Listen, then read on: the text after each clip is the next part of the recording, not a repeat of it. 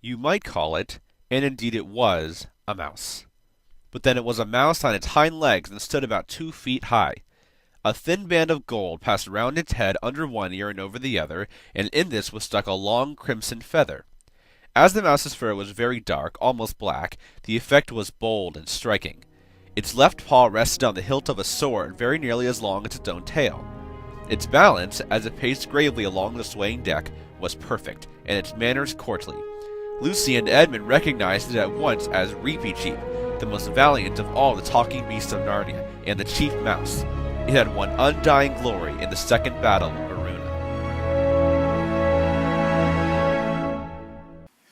Just my luck, less than 12 hours after I posted a video analyzing the image of Reepicheep from the Los Angeles Times, which didn't have very good lighting, a much better picture of Reepicheep comes out, and it's on a brand new poster, which looks freaking amazing.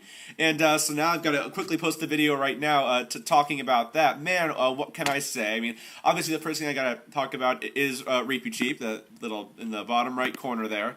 And what can I say? I was almost moved to tears. The more I look at it, the better it looks. First off, the lighting appears to be much better in this one, and you can see him so much better. And his fur does not look white. Yeah, it's certainly lighter than black. It's grayish, brown. I mean, whatever. It's very Reepicheep-ish, and it seems very Pauline Baynes-ish to me. Like, I don't know if they were intended that necessarily. I mean, it follows Lewis's description from Voyage of the Dawn Treader quite closely, the fur being a little lighter. And I'm open to the fur being a little lighter for the sake of film. You know, black and white very often are the biggest problems in film, very often, not all the time.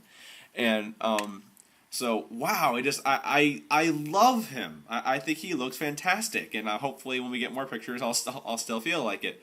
But oh, it just matches Lewis's description of it so well. You can really see on his left ear that gold band. This is Lewis describes in Voyage of the Dawn Treader, and Lewis doesn't describe that in Prince Caspian, but I mean, because Reepicheep doesn't have that in Prince Caspian, he doesn't get it until Voyage of the Dawn Treader. I always saw the feather in the band as kind of a sign of rank, like maybe Reepicheep had been promoted to something after the battle of. The second battle of Verona and Prince Caspian, which is why he doesn't have it before the battle, and so that makes sense. And but I really don't care. I think you gotta have it just because, even though Reepicheep doesn't have it in Prince Caspian, it's just such a signature Reepicheep visual. The feather, it just says Reepicheep that you almost can't do without it. Even when I looked at the first version of this image, it wasn't that great. I saw it and it just said Reepicheep, and that's so worth it. Just having the feather, I love it. Love the gold band. Love his rapier. I just hope the CG is just as impressive. I mean, anything can look good standing still. You still got to deliver on it. But I love Eddie Izzard as a choice. I think this picture looks awesome. It's his fur it appears, we can't see everything right now, but his fur appears has been tweaked a little bit for film, made it just a little lighter. They've added some highlights and lightened it up just a little bit. But I look at it and it's still recognizably Reepicheep. It's Pauline Baynes enough. It's a good realistic interpretation of that Pauline Baynes illustration. I don't know if that was what they were going for, but it's fantastic. I'm very, very happy with this. I mean, I don't think I've had pretty much nothing but good things to say about the Prince Caspian design, and what a great feeling that probably my favorite piece of design so far is one of the most beloved characters in the series. That's a great, great feeling.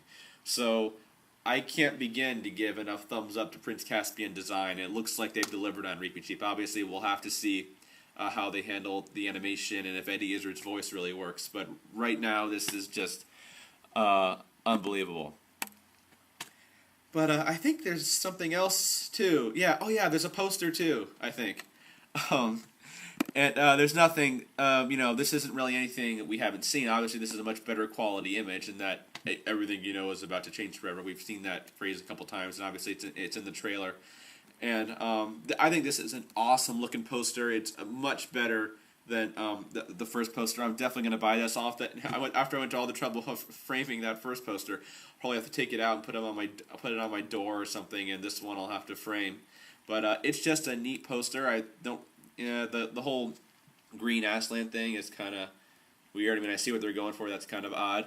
And Susan just looks a little too badass for me. And I know that and this makes me worried because that sounds like that's what they're really going for in the movie. And she's all, warrior princess, kind of what we were afraid Arwen was going to be in Lord of the Rings. And so Susan drives me nuts in this to just think, why not have Lucy doing something cool? That just seems so much more in character. But Lucy's just kind of sitting there, looking all afraid. Then, of course, you've got the river god tearing apart the bridge down there. And very interesting, like that face. It's just, I would have preferred with the river god, I can't remember if I've said this before, but also I'll say it again just in case. I would have preferred they go for something more physical, like not just, water to sort of forming it, like something like sticks or leaves or something like that kind of mixed in. I would have preferred that, and I'm hoping the scene won't bring back too many memories of the Fall of Isengard from the Two Towers movie. But we'll see how that turns out. But this is a really, and of course you got the Telmarine Castle, which we've seen. We've sort of seen that plenty, and I'm guessing it's the treasure chamber. I guess behind Aslan there. That's what it looks like. I can kind of see part of a chest there. Then you got some griffins in the top left there, over Peter's shoulder. And griffins, I don't really like griffins. I don't like them using griffins a lot because griffins aren't in the book, so that kind of annoys me. And so I guess that's pretty much all there is to say about this poster right now. I definitely want to get it on my wall as soon as possible. I like it a lot better than the first poster. Even without Reepicheep, I think this poster would be better. Reepicheep is just icing on the cake for this. I mean, I've got to get this poster. Reepicheep just looks... It's like I said, a good realistic interpretation. There's just a hint of Pauline Baynes in there, that I love. A great realistic interpretation of that. Maybe we'll see more pictures and I'll change my mind about certain things. But right now, having seen this, I could not feel happier with how Reepicheep is turning out. And we still got to see the CG and the voice and how they do the character. But as far as the look, I don't know what I saw on set.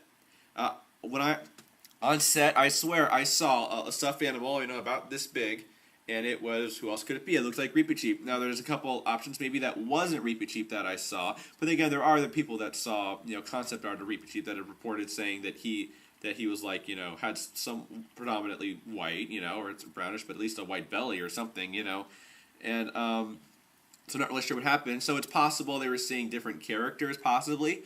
Or maybe because I think there was definitely an overall very negative reaction. I was certainly right in the middle of that. Very negative reaction towards the idea of our beloved Reepicheep having white fur. Is it possible that the fan reaction has something to do with them recoloring him? Don't laugh. It has happened before. It's not that unusual. And I can see, and it is a CG character. It's not. They had time to change it, so you gotta wonder. I mean, maybe this will be the kind of thing where after the movie comes out, the full story will come out, and we'll figure out what happened. But 106 days to go, and I'm not really thinking about Susan and Caspian, or Susan fighting, or the White Witch right now, even though that's all annoying things. Right now, I'm just feeling so good about the movie because Reepicheep just looks amazing so far. So I'm gonna sleep really well tonight. Reepicheep. May 16th, 2008.